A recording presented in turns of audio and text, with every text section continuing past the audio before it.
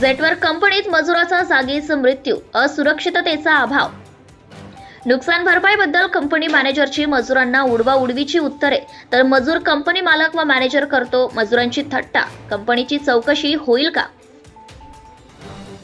देवळीतील महाराष्ट्र औद्योगिक विकास महामंडळ अर्थात MIDC मधील कंपनीत इतर राज्यातील मजूर कामासाठी आणतात व येतात, कारण गरीब मजूर आपल्या संसाराचा गाढा ओढण्यासाठी कुठेतरी काम शोधत असतात। अशातच त्यांना MIDC सारख्या कंपनीमध्ये काम मिळते, परंतु तिथे मजुरांची काळजी घेतली जात नाही। त्यांचा जीव जातात, त्यानंतर त्यांना त्यांच्या परिवाराला काहीही मदत देत नाही, तर त्यांच्या परिवाराने काय करावे? मजुरांचे जीव तर घेत नाही ना, हा प्रश्न मजुरांमध्ये चर्चेचा विषय बनत आहे।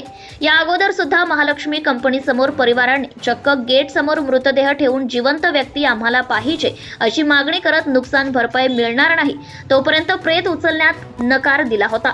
यावेळी बरेच नागरिक गर्दी करत पाहत होते। अशातच देवळी शहरातील औद्योगिक कारखान्यात जेटवर कंपनी लिफ्ट चालक मंजित यादव वय 25 वर्ष, जिल्हा बलिया, राज्य उत्तर प्रदेश येथील रहिवासी आहे।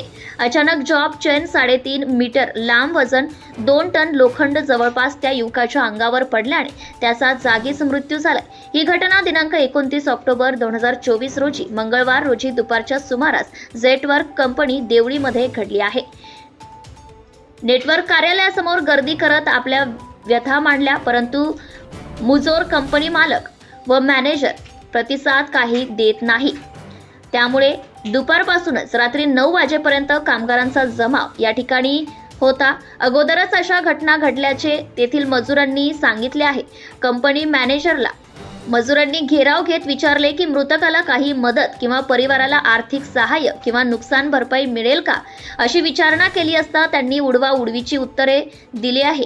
त्यामुळे मजुरांनी काम बंद करण्याचा निर्णय घेत धरणे आंदोलन करण्याचा प्रयत्न करीत असुरक्षा असल्याची खंत, संताप व्यक्त केलाय।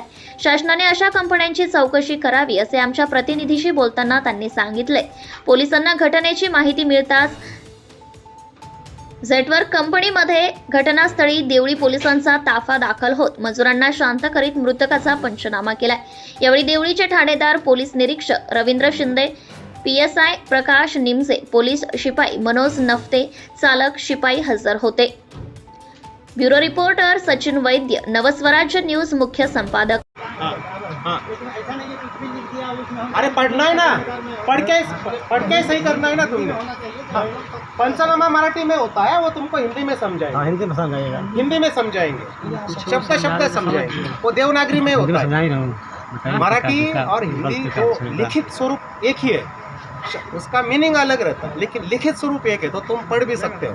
और तुम में से कोई इसमें से ऐसा एक भी नहीं है क्या? देखो मैं क्या बोला, एक्सीडेंट होने का लोग ऐसे रहते हैं, ये वाले देखो पीछे। हाँ, समझे? किसी उनको वो इंटरेस्ट नहीं रहता है। हाँ, और तो 2 दिन के बाद ही चला जाएगा, इसको कोई दुख नहीं है। ठीक है, चला। आणि जब बॉडी का होगा ना, रिश्तेदार हम उधर आना सावंगी हॉस्पिटल में, वो वहाँ की वो पुलिस करेगी उसका पंचनामा, वही बॉडी उधर है, समझे? वो हॉस्पिटल में दाखिल है, वहाँ हम भी आएंगे। ठीक है, और रिश्तेदारों के सामने ही पंचनामा होगा, वैसा उसको पोस्टमार्टम पंचनामा होता है। वो जब तक रिश्तेदार नहीं आते तब तक पंचनामा शुरू भी नहीं होगा, समझे?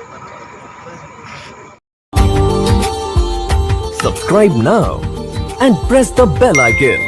Never miss an update.